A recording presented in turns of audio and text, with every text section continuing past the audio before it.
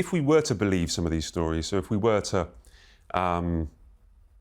think that maybe there was something in it, that Harry wanted a half-in, half-out role, how do you think that would work? We know it wouldn't work. Well, it wouldn't work, but also, and again, to just let's play devil's advocate and say this: there's truth to this report.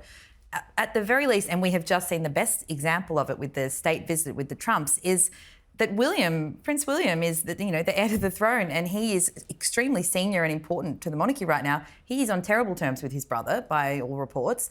In what world can they possibly be even distant colleagues, which is what it would effectively be? It's completely untenable. So, and again, I don't really want to put too much weight in it because I've already said I don't believe it, but even if it were to happen, that in itself would be a huge stumbling block. I don't see how they could overcome that. How could they both be on different sides of the country working for the same team the way things are now? Do you think it could work, a half-in, half-out deal? No. I mean, the Duke of Windsor had the same problem. He abdicated really actually quite honourably and quietly, and he just didn't fight his corner. He went off to France, and then he thought, wouldn't it be nice to come back and reinvent myself as a younger brother of the king, living at Fort Belvedere, very much on his own terms? No way, you couldn't have two kings. And in this case, I don't think you can have two princes. What's the main obstacle then? We discussed this in the past. Is it the fact that William won't want him? Is it the fact that Harry lives in the United States, or is it the fact that Harry possibly isn't showing any desire to come back to do this? Well, he probably isn't showing any desire to come back and do royal duties, but I mean, he's taken a different path, and he's gone public on a lot of things, and he's making money. The royal family are not out to make money; they are there to work for United Kingdom and Commonwealth, and that's what they do very effectively. They don't compete with the sovereign. I mean, he's put himself into a terrible position. I mean, he's basically no use to the royal family at the moment.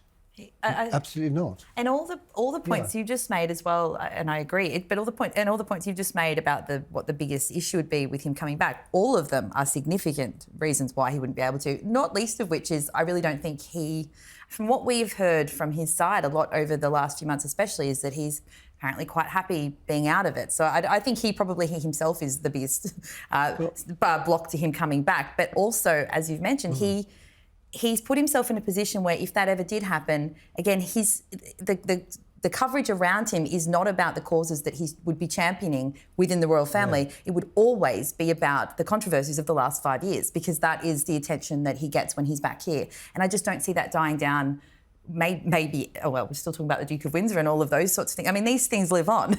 In the last 5 years has been extremely dramatic. But the sad thing is he's good at, I've seen him, with out in the Caribbean, he plays cricket with the kids, he plays football with them. I mean, and he looks very happy. He looks much happier, by the way, doing that than he does when his wife's chopping up petals and scattering them on salads and he's standing in the garden. Sorry. Yeah, absolutely. I just wanted to clarify as well. When I say that him doing duties in the UK is surrounded by that controversy, I would say that's when he's within the royal family, that's where that would be an issue. When he was here recently and during the Well Child Awards and the other engagements he did that week, I thought he did great work because exactly as you said, that's what he's trained for that, you see. I mean, that's what he's good at. And I mean, and he was very good in the army too. And he was very happy when he was in the army. It's a sort of horrible situation that he's got himself into.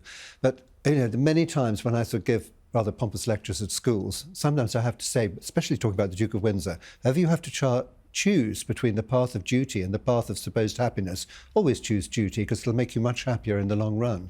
He's chosen this. I mean, it's miserable. The Duke of Windsor was miserable too.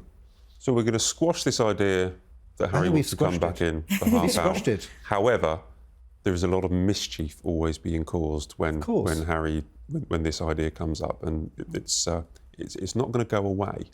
Even though the palace are saying that you don't have any chance for a half in, half out, there's still going to be people that are thinking he might come back. But we'll squash it today. It's done. It's over. Prince and Princess of Wales. They've been in Southport this week. Now, this is continued level of support that Catherine and William have been showing and giving to the town after those awful knife attacks. Yes. It was quite an emotional trip for the town, but also for Catherine and William. Well, I mean, there they are doing exactly what the royal family should be doing, giving comfort to people when they're in distress, and they obviously did a very good job.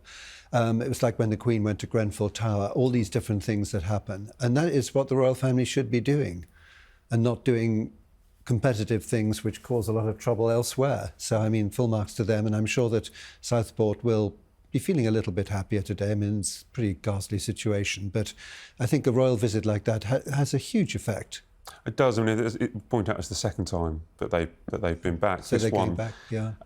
This one they went to the schools, the two schools. So it was very much concentrated on the children who were just going back to school this year. And I think there's a new community garden that had been opened, and that's where William gave a speech. And I've seen a lot of William talking. I've been to many Earthshot prizes, and I've seen him be very impressive on the stage. But I thought this might be one of his strongest moments in this speech that he gave. He'd met the parents of the children that were killed, and he said to Southport, the town, the community, we will always be here to support you, but also, to the parents, we will always be here to support you, but to the wider community, he said, you will never be forgotten.